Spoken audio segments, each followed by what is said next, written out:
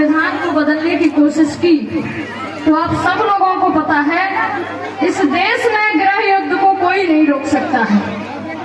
अगर संविधान को बदलने की कोशिश की तो सच में ऐसी खूनी क्रांति भारत में होगी।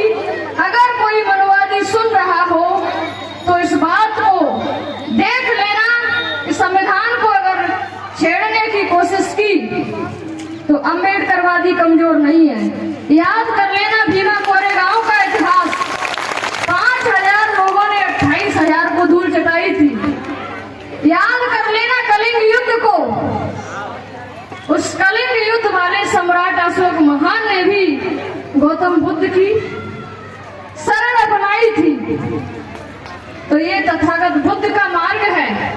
तथागत बुद्ध को मानने वाले लोग हैं। ये बाबा साहब के संविधान को मानने वाले लोग हैं।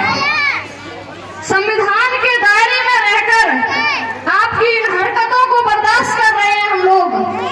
संविधान हटेगा तो जिस प्रकार से आपके हाथ पैर अगर इस प्रकार से ज्यादा चल रहे हैं, क्या हमारे हाथ पैर फिर बने रहेंगे? जब संविधान ही हट जाएगा तो संविधान का दायरा कहाँ पे? तो इस देश के मनोवादी लोगों को ये बात कान खोल के सुन लेनी चाहिए कि संविधान को ये कुछ भी नहीं कर सकते हैं। अगर होगा तो 15% इनकी संख्या है, आपको पता ही होगा, और 85% जो बहुजन समाज है। अगर अब गुलामी तो करने से रहा, पहले की बात गई कि बना दिए अपने 4 वर्ड। संविधान को ये लोग भले ही नहीं मानते हो और संविधान बाबा साहब ने इन लोगों के उसके लिए नहीं लिखा है कि ये माने या ना माने। ये संविधान मुंह से पैदा हुए लोगों के लिए नहीं है, ये बहुजन समाज के हक अधिकारों के लिए बना है ये संविधान। बाबा साहब हमसे कह के गए थे कि एक रोटी कम खाओ लेकिन बच्चों को जरूर पढ़ाओ। तो माता सावित्रीबाई फुले ने भी कहा है कि शिक्षा स्वर्ग का द्वार खोलती है तथा स्वयं को जानने का अवसर देती है। और ये बात सच है। किताबें बोलती नहीं है लेकिन हमको बोलना सिखा देती हैं। और जिसने बाबा साहब को जान लिया, मैं तो कहती हूँ जिनकी जान तुम्हारे लिए गई उनको कम से कम आप जान तो लो। बाबा साहब ने अपने 4 बच्चे कुर्बान किए।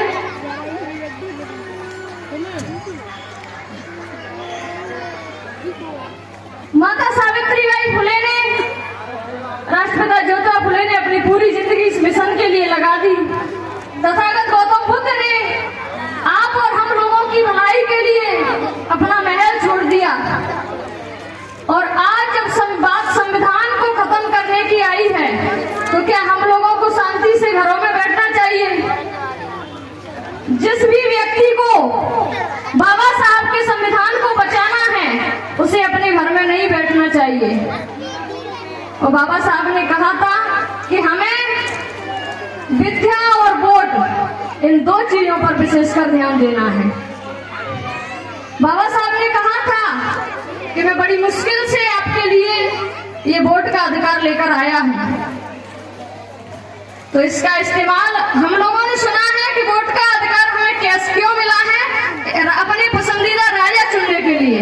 लेकिन हमको दूसरी लाइन नहीं बताई जाती है कि वोट का अधिकार हमें राजा बनने के लिए भी मिला है। राजा चुन भी सकते हैं और राजा खुद भी बन सकते हैं वोट के अधिकार से। और मानवर काशीराम साहब जो कहते थे कि अगर बहुजनों को सत्ता मिले या ना मिले,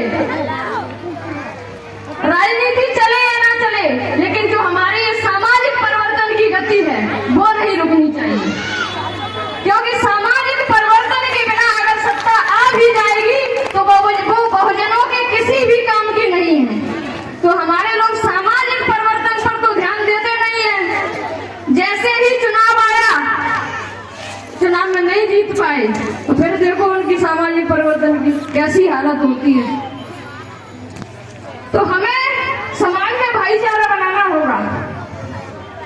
तथागत बुद्ध ने हमें जो मार्ग बताया है और हमारे सभी महापुरुषों का जो मार्ग है वो बाबा साहब ने संविधान में संगठित किया हुआ है और बुद्ध के सीलों पर नहीं चलेंगे तो उनके लिए बाबा साहब ने संविधान में धारा भी बनाई है, जेल में भी जाओगे।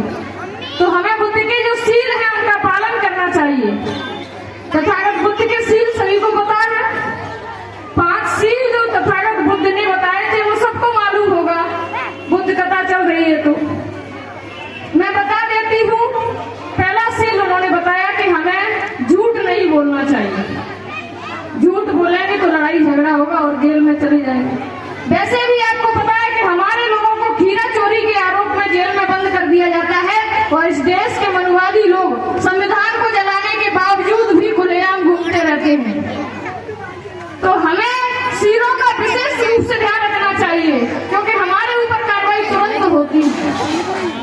शासन सत्ता हमारी नहीं है, इस देश के पूरे सिस्टम पर मनुवादी लोगों ने कब्जा कर रखा है।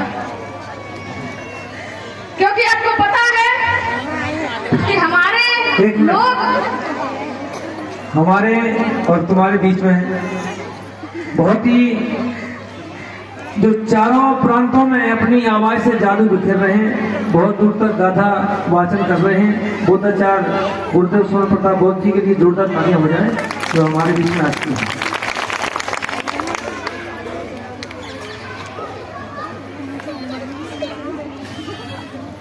बाबा साहब ने एक बात बताई थी हमें कि मैं इस कारवां को बड़ी मुश्किल से यहाँ तक लेकर आया हूँ। अगर इसे आगे ना ले जा पाओ तो इसे पीछे भी मत जाने देना। और ये कारवां स्थिर है क्योंकि इसके लिए हमारे लोग निकल नहीं रहे हैं घरों से।